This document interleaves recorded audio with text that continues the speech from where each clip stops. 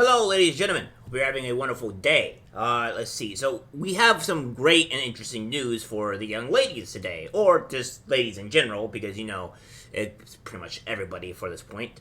It seems that your greatest fear, your greatest competitor for swimmers in general, is officially been banned. Removed from your horrible state, where we have Lia Thomas banned from competing against women as swimming cracks down on transgender athletes.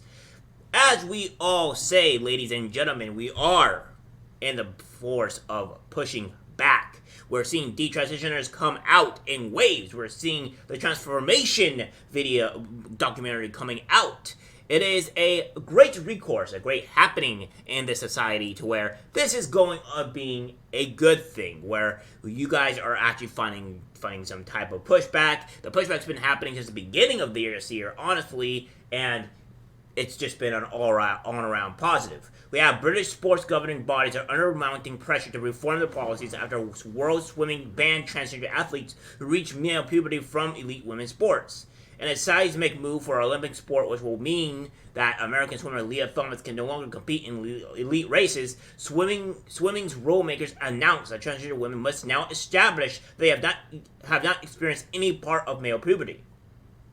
FINA, World Swimming's governing body, also announced plans to establish a new open category of competition to include transgender women that, according to President Al-Mazam, would involve some of our biggest events. Yes, I agree. This is what we've been saying for a while now, honestly, is that, if you guys want to compete in sports, why not just have your own transgender competition? Why don't you guys just have your own transgender locker rooms and stuff like that? And this will allow for, you guys to compete at your own ability. But no, you guys just don't want this. The reason why is because you want to have the ability to gawk at naked women or potentially do something other horrendous things to them, because that's really what your term and goal is. You don't really care about essentially having your own sports and competing and having it your way. No, what you do care about is being able to enter other girls' bathrooms, be able to have access to children, because for some unknown reason, that's what you have to do. I don't understand why, because we're providing you solutions to these issues, and these issues and those solutions are not to what you like. You want something else. You'll have, obviously, what we're going to have to do with the bathrooms, I don't know, because there will be some that are obviously female, because there is no other gender of that, and then others will have to be male, so we'll have to accommodate certain bathrooms, unless, want a unisex bathroom where you all enter, which, that will be great for you, obviously. So, let's see to where that happens here. You shouldn't have any issues if you're being provided an actual own tournament for yourselves. Let's see how you react. Transgender men can still compete in the male swimming category, and a working group will report back within 6 months on how a new open category could work for women who transition after puberty. Now, this is great because this is going to show on how inadequate some of these transgender men are at the sport, right? Because, let's be honest, a lot of these guys that are entering female sports cannot cut it in an actual all-male sport. They're not able to do so. They're just not competitive enough. But in women's sports, they are able to smash it because they are male. And they know this. Don't think that they don't. They know this. And they're going to enter this because they can get free money, pretty much, and be able to compete against women that are lower than them. And if you guys lose to women, even though you're vastly superior to them in physical strength and everything, you really are an underlow pathetic. But more kudos to those women that actually beat your ass, because that's what you deserve, in all honesty.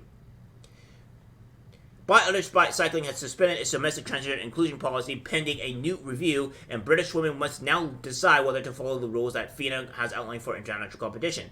This is the right and sensible decision to take, said Nadine Dorris, the culture secretary. Fairness must always take precedent over inclusion and should be unequivocal. Also important that trans women are able to compete in their own class. This is a solution. Also, reality should overtake inclusion for the most part. I think what's going to end up happening now, if this does go through and we actually see them push back, which is what we're seeing here, then the next step is the bathrooms. because the bathroom they should not be allowed for any of the males to participate in this. You guys are going to say like, oh well, this is the problem. Well, no, it's not, because the reality thing here is that you don't get the right to access another person's bathroom if you are a male or if you're a female. That should not be allowed. We know what the nefarious reasons why you're going in there for is. I mean, it's quite obvious. So we don't want you to allow to be in the bathrooms. And of course, I've been thinking about this with the actual person I may be doing an interview with, and what I see here is with this whole entire issue is that maybe, just maybe, that if we can offer a competition for transgender people, and maybe if we allow them to transgender people to just not be in these sports, then what would happen, right? So I think that the solution here is just don't let these people into the sports. Just do not let them. If you actually care about the actual psychological or issues of these people, then I think the best solution is to not allow these people into to get them actual psychological help, not have to push a stupid ideology onto them. Al-Muslim says women's new policy was based on real science, and there is confidence it will prove robust and against any legal challenge and being necessary and proportionate to achieve a legitimate objective. Our athletes must come first. He said, of course, I understand why transgender athletes would like to compete in a category of their own choice. However, I have an obligation to every single one of our athletes. Equality is also a key principle for us. This is why we are faced with such a delicate balancing act. We have to protect competitive fairness and also the past records and achievements. I agree. And I think the important thing here is, thank God for the Muslims, by the way, because the Muslims just don't deal or adhere to this stupid lunacy, alright? They are above it. Now, I would say that, yes, Muslim culture and a lot of things that they do, at least for the very least, to women in some of those areas, is outright cruelty and bad, and that should not be allowed. However, that does not mean that these people do not have some type of reasoning, at the very least, that shows that they're doing good. At least the Muslims I know in this country are doing quite a good job of, not allowing this BS to go through. And kudos to them, honestly. Although the policy could have been passed just by Phoenix Executive Bureau, endorsement was sought from national governing bodies at an extraordinary General Congress in Budapest ahead of the World Swimming Championships. More than 70% of governing bodies agreed, that with 15.3% against 13.1% who abstained. Individual countries could still implement their own transgender policy for domestic competition, with the International Olympic Committee ruling last year that individual sports must establish their own frameworks. So, opting to allow transgender women to compete if they have gone through puberty, provided their testosterone has been suppressed to below 2.5 ml per liter for at least 2 years, that would potentially mean Welsh cyclist Emily Bridges could still compete in women's events at the Paris Olympics in 2024. Which might be the case, but I don't know. That doesn't seem like it's going to go too well here. We have this here as well, that we have former UPenn teammate of trans swimmer Lia Thomas braves the woke mob to reveal how girls used to hide in bathroom stalls to avoid changing next to pre-op 6'1" athlete. And it's this young lady here. You should probably watch this. This is a really good video on to what was going on. We're going to go through this here, though. Former UPenn female swimmer testifies that teammates of Lia Thomas were forced to undergo re-education to make them comfortable with the idea of undressing in front of a male. We have this. Paula Scanlan, a spokeswoman and advisor for the Independent Women's Forum, offering testimony to the House Judiciary Committee on Thursday, speaking about her experience swimming against male athlete Lia Thomas while she was a student athlete at the University of Pennsylvania. Scanlan, who holds a New England Independent School League record in the 400-yard freestyle relay, discussed what it was like to be on the UPenn women's swim team when a male athlete came onto the team, claiming to be a woman after having begun to take estrogen. We're going to watch this little clip here of kind of what she's saying. I'm Paula Scanlan, a spokeswoman and advisor for the Independent Women's Forum, and a former NCAA athlete. I am here today to share my personal story. I started swimming at a very young age, and by age 8, I was swimming competitively, and by late middle school, I was devoting at least 20 hours per week to swimming. I gave up countless Christmas holidays, weekends, and social events to work towards my goal of swimming Division I. a dream that came true when I began swimming for the University of Pennsylvania. While I am not an NCAA champion, I hold the New England Independent School League record in the 400-yard freestyle relay, a record that has stood since March of 2017.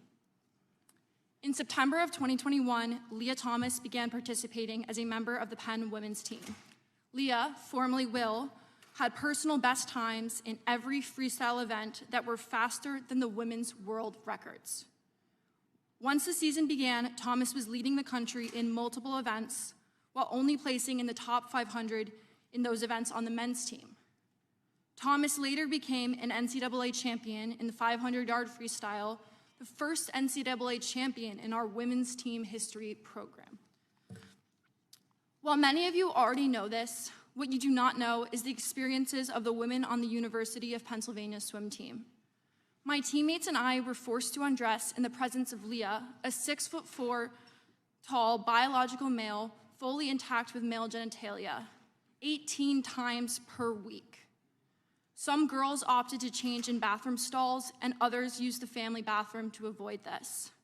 When we tried to voice our concerns to the athletic department, we were told that Lia's swimming and being in our locker room was a non-negotiable, and we were offered psychological services to attempt to re-educate us to become comfortable with the idea of undressing in front of a male.